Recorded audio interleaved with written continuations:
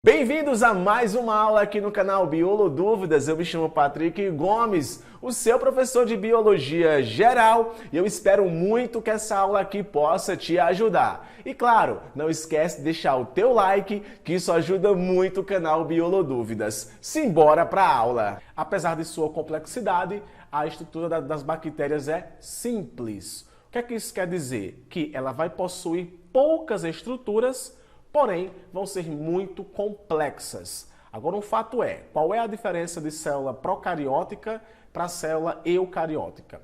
A diferença consiste principalmente na carência de carioteca das células procarióticas. Células procarióticas não possuem carioteca, assim como também não possuem organelas membranosas, como acontece nas células eucariontes, que possuem lá diversas organelas membranosas. Existe um certo embate acerca se ribossomo é ou não é uma organela. Um fato é, o ribossomo não é uma estrutura membranosa, por isso não recebe o nome de organela em si. Ou eu posso chamar de organela não membranosa, e ribossomos irão existir nas bactérias, tá? Então nessa imagem aí você vê a ilustração de uma bactéria e ela possui aí diversos nomes apontando aí para diversas estruturas. Cada uma dessas estruturas vai ter uma função específica que você vai conhecer hoje qual é, tá?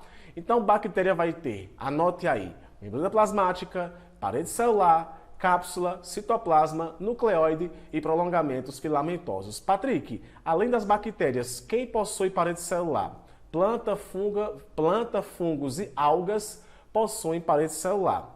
A planta, a alga e o fungo, eles são organismos que possuem células eucariontes.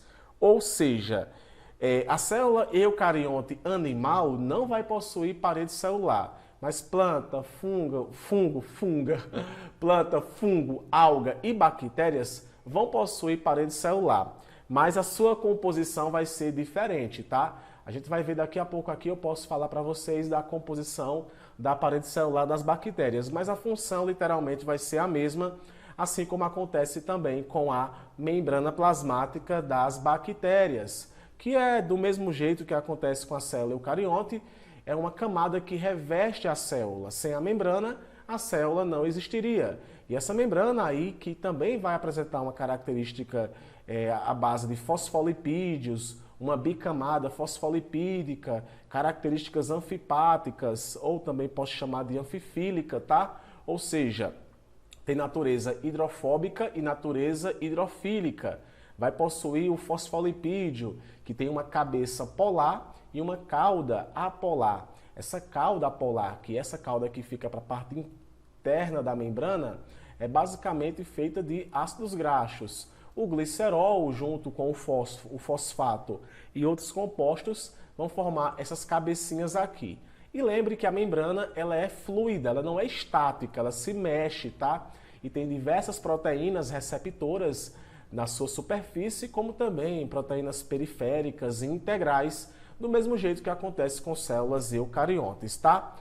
E um detalhe importante, muito importante mesmo, a função dessa estrutura é selecionar quem entra e quem sai.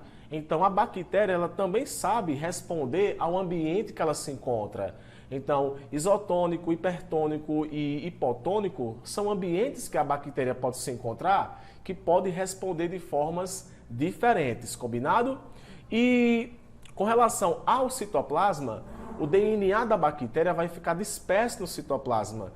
A gente diz que geralmente que bactérias possuem um cromossomo, ou seja, é pouco material genético em comparação com a célula eucarionte, tá? Então, bactérias possuem pouco cromossomo, pouco material genético, mas ainda assim é importante para expressar em diversas proteínas, tá? O DNA das bactérias se divide por fissão longitudinal, ou seja, a intérfase que acontece no processo de divisão celular das células eucariontes, ele é bem importante porque ele corrige o DNA antes da célula poder se dividir.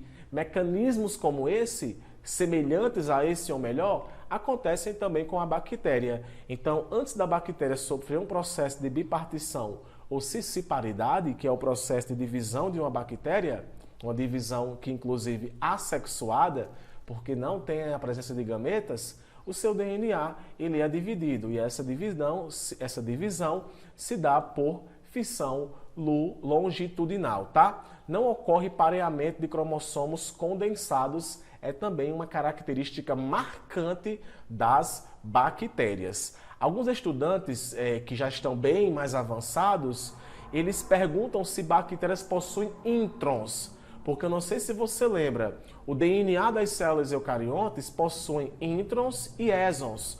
Os introns são fragmentos de DNA? Não são fragmentos, ou melhor, fazem parte do material genético, mas eles não expressam, eles não codificam informações para a produção de proteína, ou, por exemplo, aquele fragmento, aquele trecho de material genético não vai ser utilizado para produzir aquela proteína. Então, esses introns, eles são removidos em células eucariontes a partir de um processo chamado de splicing. Já nas bactérias, os introns não vão existir, tá? Então, esse processo não vai estar acontecendo com bactérias, tá? O citoplasma e nucleolus e nucleoide é um outro nome que é muito confuso. Não confundam nucleoide com núcleo. Nucleoide é a região pela qual você encontra o material genético da bactéria, tá? Existem fragmentos de DNA em outros trechos do citoplasma que recebem o nome de plasmídio. Eu também coloquei aqui para falar para vocês desse fragmento, tá? Então, nucleóide DNA com extremidades fundidas, que também é uma característica do material genético de bactérias ter as suas regiões extremas fundidas. Ok? A parede celular da bactéria, que também é fundamental para aspectos ligados à proteção, tá? Então, a bactéria, ela tem essa parede celular que confere a ela uma proteção adicional. E essa parede celular aí, dependendo da composição que ela se encontre, ela vai ser classificada como gram-positiva ou gram-negativa, tá? Micoplasma é um tipo de procarioto que não possui parede celular. Isso adora perguntar em prova. Então, você vê aqui, ó, a membrana plasmática da bactéria, tá? E você vê aqui os peptidoglicanos. Eu gostaria que você anotasse esse nome aí, porque muitos aqui talvez já tenham afinidade com o que a membrana plasmática possui.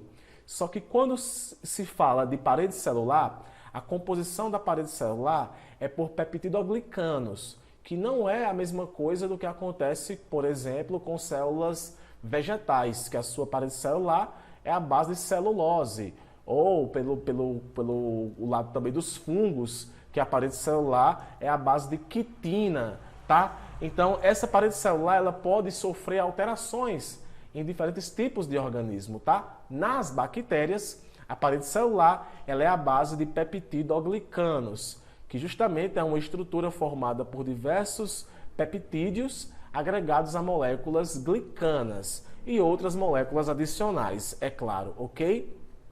A parede celular promove a proteção da bactéria e, importante, ela é impermeável. Olha que interessante. Patrick, mesmo que algumas substâncias consigam passar pela parede celular, elas vão conseguir passar pela membrana? Não. Mesmo possuindo a parede celular, quem vai selecionar quem entra e quem sai é a membrana plasmática, tá? Contém determinantes de antígenos ou determinantes antigênicos. Isso é importante para acontecer o processo de reconhecimento de algumas moléculas, tá? Então, a bactéria possui esses receptores que são a base aí de glicoproteínas e glicolipídios, que são fundamentais, é semelhante ao glicocálix que existe também nas membranas celulares. E são importantes para executar o reconhecimento de algumas moléculas, tá? E isso é interessante porque o anticorpo, ele reconhece esses determinantes antigênicos, tá? Inclusive pode levar até diversos tipos de reação. A bactéria, como eu falei agora há pouco, ela pode possuir dois tipos de parede celular, a gram-negativa e a gram-positiva. A gram-negativa ela vai possuir uma camada, já a gram-positiva, ou melhor, a gram-negativa vai possuir mais de uma camada, a gram-positiva vai possuir uma única camada, e isso é importante porque Geralmente, bactérias gram-negativas elas são mais resistentes a alguns tipos de antibióticos, mas as gram-positivas também são muito resistentes, tá? E essa coloração se deu justamente por conta de estudos feitos com bactérias à base de corantes, ao qual utilizou uma técnica de remoção do corante que foi aplicado e algumas bactérias não conseguiam remover esse corante. Então, a gente classificou como gram-positiva e como gram-negativa, tá? Com relação à biologia molecular do metabolismo bacteriano, ele vai ser muito diversificado. Ou seja, você vai encontrar bactérias que irão executar um processo autotrófico, ou seja, um processo pelo qual a bactéria, no caso as cianobactérias, elas podem executar o processo fotossintético a partir de pigmentos clorofilados que existem nela, e as bactérias quimiotrópicas ou quimiotróficas, que são bactérias que são heterotróficas, ou seja, precisam se alimentar oxidando matérias, tá? As quimiotróficas oxidam matérias inorgânicas e as quimiotróficas, ou melhor, quimiorganotróficas, elas oxidam matérias orgânicas, beleza? Geralmente elas fazem fermentação. Um exemplo claro de bactérias quimiotróficas são as bactérias do ciclo do nitrogênio, as bactérias nitrificantes, tá? Elas entram dentro aí desse trecho, tá? E as bactérias podem ser anaeróbia, anaeróbia facultativa ou aeróbia. Vamos lembrar aqui o que é uma estrutura anaeróbica. É aquela que vive em um ambiente que não precisa de oxigênio. Consegue viver numa boa em um ambiente que não tem oxigênio. As bactérias anaeróbias facultativas são bactérias que podem sobreviver tanto em um ambiente que tem oxigênio, quanto em um ambiente que não tem oxigênio. Já as bactérias aeróbicas são bactérias que só sobrevivem em ambientes que têm oxigênio, tá? Algumas bactérias aeróbicas, por exemplo, elas podem morrer na carência de oxigênio, tá? A mesma coisa também pode acontecer com bactérias anaeróbias restritas, que se tiver na presença de oxigênio, morre. Então as bactérias elas podem responder de diferentes formas ao ambiente em que ela se encontre, tá? E bactérias são parasitas, beleza? Ou seja, bactérias transmitem doenças. Você vai encontrar as bactérias saprófitas, as bactérias oportunistas e as bactérias patogênicas. Bactérias oportunistas são bactérias que, dependendo do ambiente em que se encontre, podem transmitir alguma doença. Bactérias saprófitas são bactérias que fazem bem para a gente, inclusive entra aí o grupo das bactérias decompositoras. E as patogênicas são aquelas que transmitem doenças. Eu não irei falar agora sobre doença, vou lecionar uma aula aqui para vocês específica sobre doenças bacterianas. E elas podem liberar endotoxinas ou exotoxinas. Essas toxinas aí, elas podem gerar um efeito no corpo do organismo ao qual essa bactéria está inserido.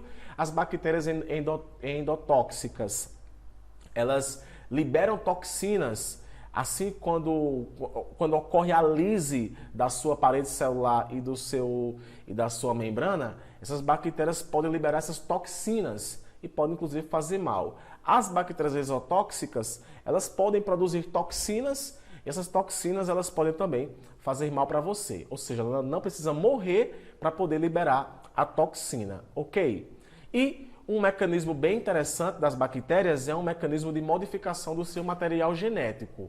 A bactéria pode mudar o seu material genético através da transformação, que é quando bactérias morrem, o seu material genético fica disperso no meio e outra bactéria acaba fagocitando ou assimilando esse material genético que é incorporado à bactéria. E com a incorporação desse material genético, ela acaba aí modificando o seu DNA e, consequentemente, adquirindo novas características. A conjugação é quando esse mesmo fator de modificação de material genético ocorre. Entretanto, é quando duas bactérias elas se unem, tá? Elas se juntam através de receptores que possuem nas suas paredes celulares e membranas e ocorre essa troca de material genético. O material genético se agrega ao DNA da outra e essa, por sua vez, vai possuir uma nova característica. E não tão raro, também tem a transdução, que é quando vírus de bactérias, que são bacteriófagos, eles acabam pegando o material genético de uma bactéria e quando vão parasitar outra bactéria, eles acabam introduzindo um fragmento do DNA da célula que foi parasitada, transmitindo esse material genético para outra bactéria, fazendo com que ela modifique o seu material genético, tá? Então eu tenho a transdução, a conjugação e a transformação, que são mecanismos de transmissão de material genético. No caso, transmissão e modificação do material genético, tá? E por fim, aqui eu tenho algumas formas bacterianas. É bem provável que você já tenha escutado estafilococos, streptococcus. Isso aí está ligado à morfologia das bactérias, tá? Então tem os cocos, os diplococos. Cocos é quando a bactéria tem um formato esférico. Diplococo é quando dois cocos estão um perto do outro.